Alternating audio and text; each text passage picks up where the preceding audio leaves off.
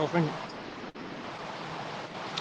you. It is the 14th of August, 2022. This is WIKISPEED Stand-Up. Go ahead, Lauren. Excuse me. This is Lauren Salter. In Fraser Valley, British Columbia, Canada. And past week, not too much. I was just now looking at the. I signed up for WIKISPEED. I went to the website and signed up. Just started to poke around on the website. I'm particularly interested.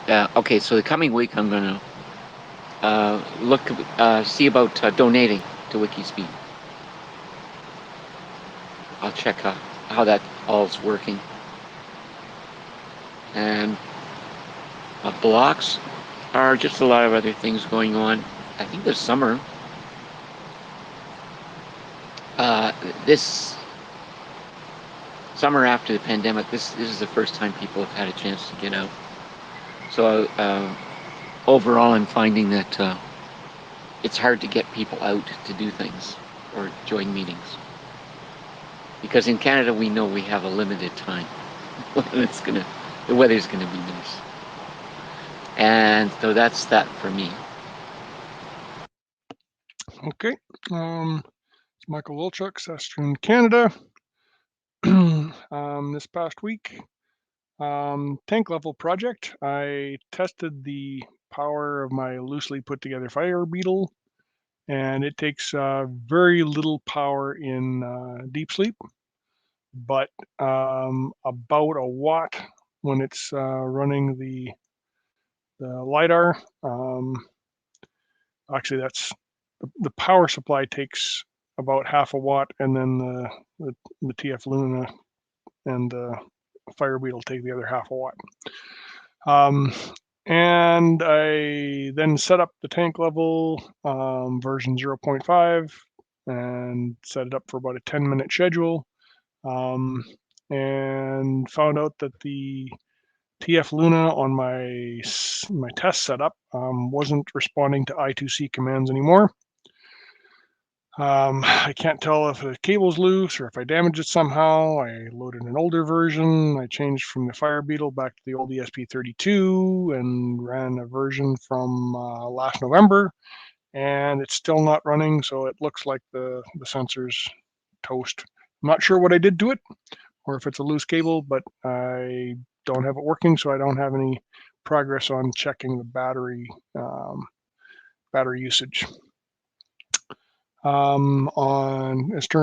far as Ross, I haven't received my new buck converter yet. It should be coming in next week, so I don't have any progress. And on the Little Red Wagon project, I got a 12-volt battery connected through a push button to a contactor. I'm driving the motor with 12 volts instead of 24. And I used electrical tape to mount the button to the wheelbarrow so it runs, but it's kind of slow. The power assist helps when you're going uphill and across loose gravel, but I really will have to get it running on 24 volts. I'm going to have to get some parts to do that. And I use the solar charged 12-volt off-grid system that I have at my Quonset to charge the 12-volt battery that I was testing the electric wheelbarrow with. So it is a 10 amp hour battery, and it needed about 2 amp hours to top it up. So I was using it for most of the day when it was loaded, and it didn't use very much energy at all. And I've got my minimum viable product running, so it only runs in forward. It doesn't run in reverse because I don't have the reverse switch set up yet. And yeah, that's about it. For next week, I am still wanting to get the Sunfounder Raspberry Pi install from scratch documented. I would like to take a video of the operation for the wheelbarrow and the Little Red Wagon project. Add the wheel brake, add the reverse reverse switch, and get that tested as well. And the tank level project, I do have some video. I would like to get it edited and kind of a commentary of the regular ESP32 versus the Fire Beetle. But I now have to stop and figure out what I did to my TF Luna module and whether the new TF Luna module I could just crimp connectors on or what exactly. And the mobile inverter, I'm still looking at putting a couple of 12-inch or 12-volt posts on it so that I can get to the battery inside.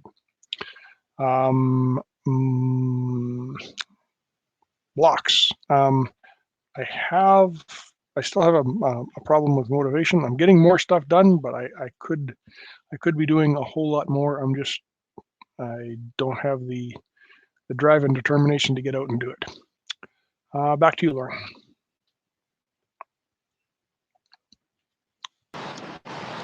Okay, I'm going to give myself a 4 and the team a 10 because of all the stuff you're doing. And process improvement. Yeah, reach out to the community. That's for example, I got quite a response when I said something dramatic happened and didn't say what it was. So there's people out there. And so that's it on this part for me. Back to you. Okay. It certainly didn't feel like I got a lot done this week, but the points add up to 5, and that's what I said I would do. So I guess I have to give myself a 10. I'm going to go with 8 for the team because we're still making, even though it's the middle of summer and as you said, it's hard to get people out for stuff. We're still getting to the meetings and still talking. So I think that's important. And I guess outreach is a process improvement, although it's almost a task. But anyway, that's about it for the formal meeting. Anything you want to record on Crosstalk? I think it's okay to record. I'll let you know. First of all, I wanted to offer you. So I have some questions. First of all, so if you put the ESP32, the non-fire beetle, back in this Test circuit. Yep. yeah, does it work? Nope. Or is that what you said you did? Yeah, I tried it with the Fire Beetle. It didn't work. I went back to the old ESP32. It didn't work. I went back to an older version of the program from November, and it still doesn't work.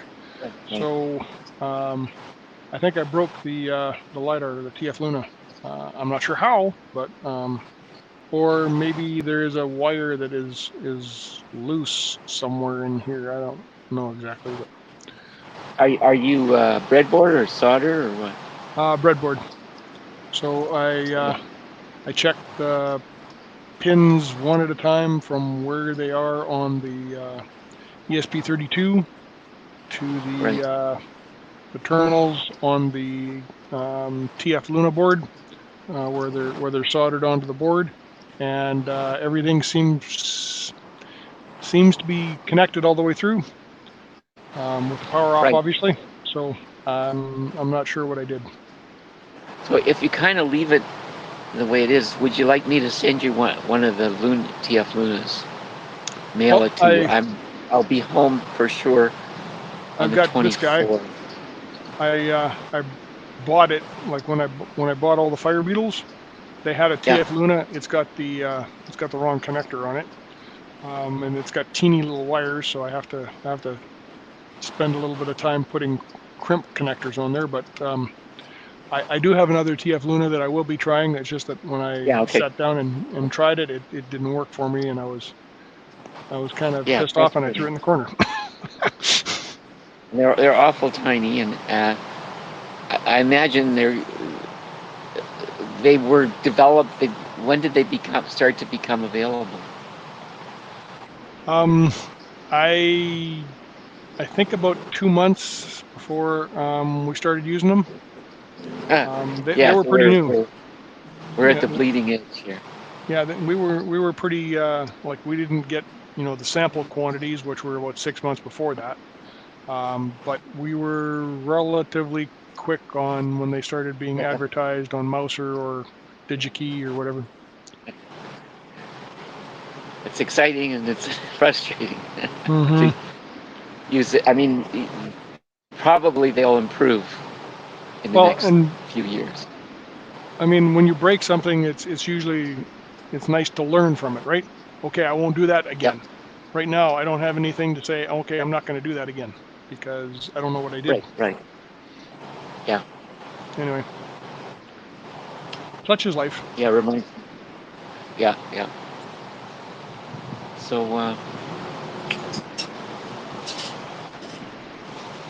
yeah, so I got all, I don't know if I mentioned, no, well, it's not this week anyway, but I have the cables, I think the cables came, or maybe those were what didn't come. The Luna, the TF Lunas came, and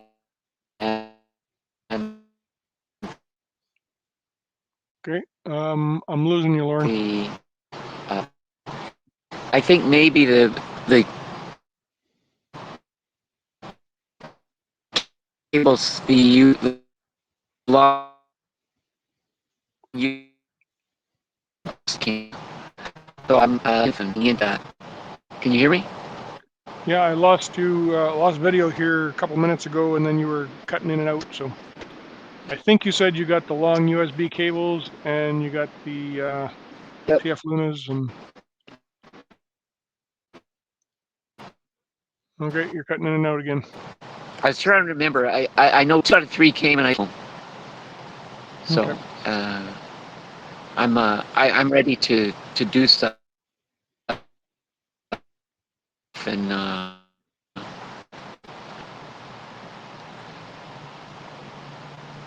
Okay, lost you again there for a couple seconds.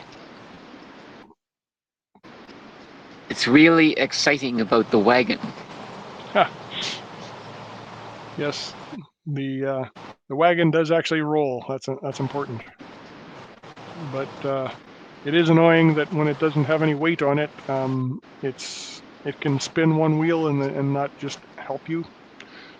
Mind you, it's light anyway, so you can push it, but it's not posi traction, that's for sure.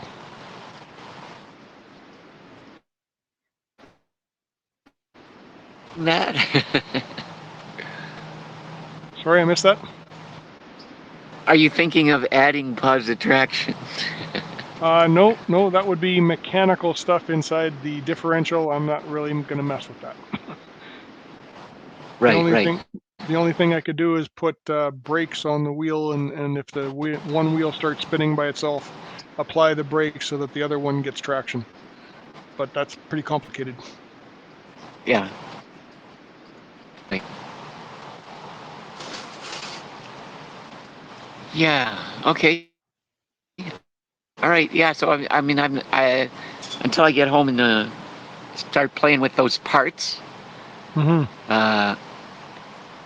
There's not too much I can do, but that will be. I should be actually for next week. I'm positive I'll be home. Okay, So, good. and that's one high priority, really high priority, is the tank level and the wagon. Okay, good. Yeah. So, yeah, I'm looking forward to a video of your wheelbarrow. Yep, I will try to get that done. It's a Yeah. pretty simple circuit, but it's a very messy wiring, so I might have to actually draw it out in order for it to make any sense.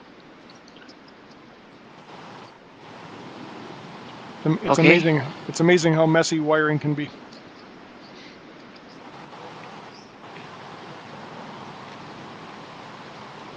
All right.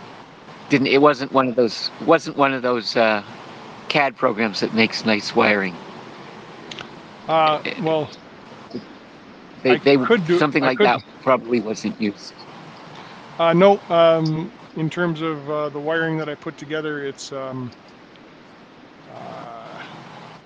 I'm not using a breadboard or binding terminals or anything. I'm actually crimping the connectors together and using the posts on top of the relays and stuff. So it's half the colors or half the wires are the same color. It's just not easy to follow. That's all. Oh, I thought you were talking about the original wiring in the Nope. device. No, Oh, the original wiring is by and large still there, but the controller, the brains of the whole system is not working. So I'm doing it a different way for now. right, cool. Okay, all right, Okay. good talking. Talk Yep. to you later. Okay. Bye now. Bye bye.